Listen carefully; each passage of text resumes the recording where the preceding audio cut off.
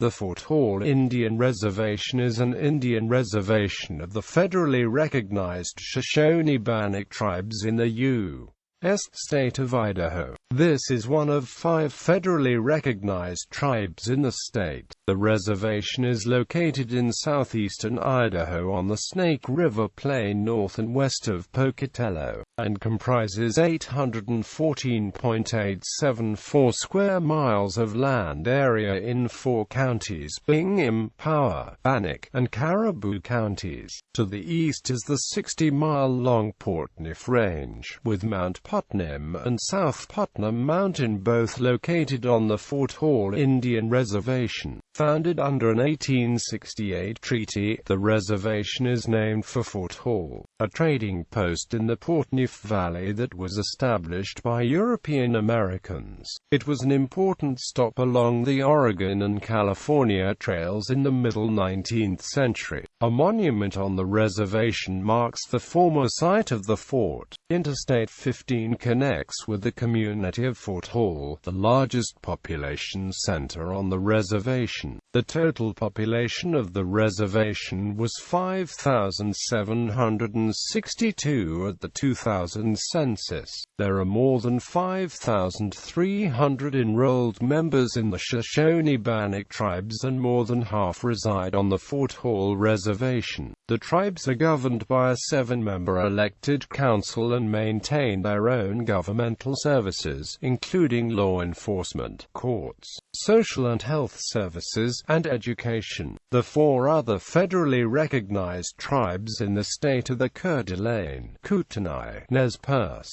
and Shoshone-Paiute Valley Indian Reservation. History. The reservation was established by the Fort Bridger Treaty of 1868 between the United States and the Shoshone and Bannock tribes. This was achieved in the wake of the Bear River Massacre, where U.S. Army troops killed about 400 men, women and children in a band of Shoshone. In the 1850s, the Shoshone, led by Chief Pocatello, had attacked immigrant parties in part because the increasing tide of settlers was encroaching on the hunting grounds and game. The Mormons, led by Brigham Young, had subsequently pursued a policy of reconciliation with the Shoshone.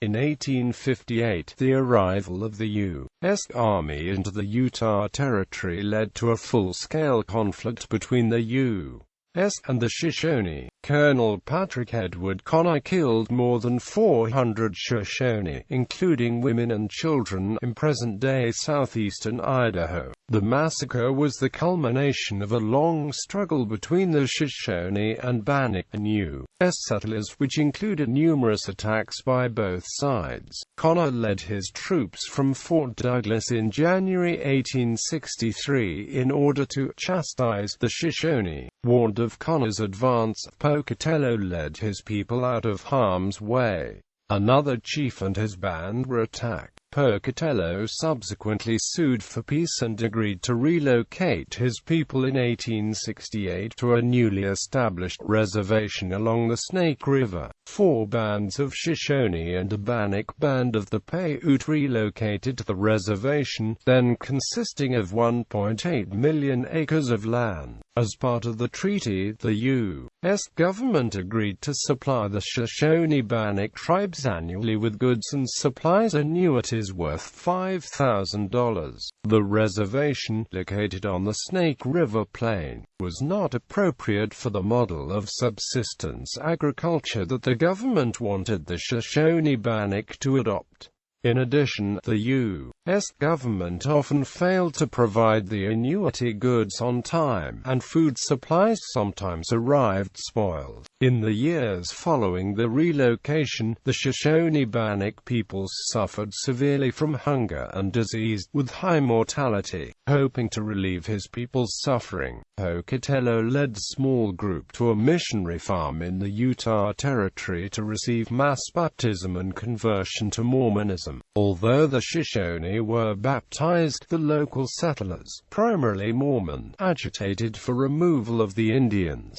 The U.S. Army forced the Shoshone back onto the reservation. From 1868 to 1932, the reservation territory was reduced by two-thirds due to encroachment of non-native settlers and governmental actions to take lands. For instance, under the Dawes Act of 1887, an attempt to impose the model of private property and subsistence farming, the government allotted individual 160-acre plots of land to registered tribal households. Given local conditions, these allotments were generally too small to support subsistence agriculture, but the government declared the remainder of the communal land to be surplus to Shoshone-Bannock needs, and sold much of it to European American settlers. Some members of the tribes later sold the plots because they were too small to be successfully farmed, leading to the tribes losing control of more lands. 20th century to present. In 1934, during the Franklin D. Roosevelt administration, the U.S. Congress passed the Indian Reorganization Act, created in part to end the allotment process and encourage tribes to re-establish self-government and to stabilize the land bases. In 1936, these two tribes reorganized, wrote a common constitution and established their own elected government. They have managed to retain most of the land since that time. During World War II, however, the U.S. government assumed control of a 3,300-acre tract within the reservation, which it developed for use as an air base. Federal officials had told the tribe they would return the land after the war. Instead, the federal government sold the property for $1 to nearby Pocatello, a city about 9 miles to the east, which developed it as a regional airport. In the 21st century, there continue to be conflicts over development at the airport without consultation with the tribe. FMC Corporation operated a phosphate mining plant on the Fort Hall Reservation. Between 1949 and 2001, it produced an estimated 250 million pounds of elemental phosphorus annually. In 1989, as part of what is termed the Eastern Moshoe Flats contamination, its 1,500-acre plant site was designated by EPA under CERCLA as a Superfund site because of extensive water and land pollution caused by these operations,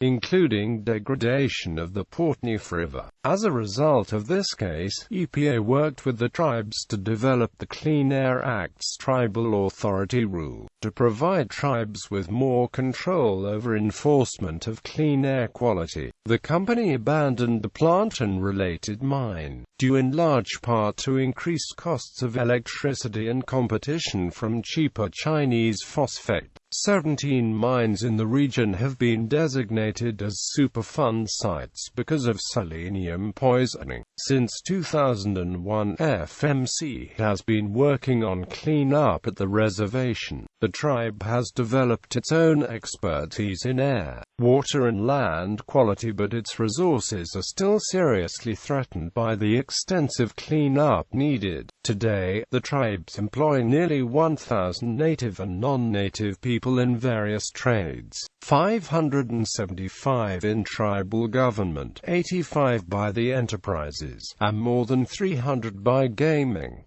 The combined payroll is more than $32 million. The tribal government is building the tribe's economy and ensuring the protection and enhancement of the reservation land base for generations to come. The main agricultural crops are wheat and potatoes, with the value of crops produced on the reservation exceeding $75 million annually. Since the late 20th century, the tribes have developed the Fort Hall Casino and two smaller satellite casinos on the reservation. They are all operated by the Shoshone-Bannock Tribes, who use the revenues for additional economic development and to support education education and health care for the people. Relations with the city of Pocatello became strained in April 2016 after the tribes learned that the city had contracted with Pocatello Solar, based in Boise, to lease a new property at the airport. The tribe was consulted by FAA officials who were handling the environmental assessment, but they learned that the company was prohibited by the city from entering into any written agreement with the tribes.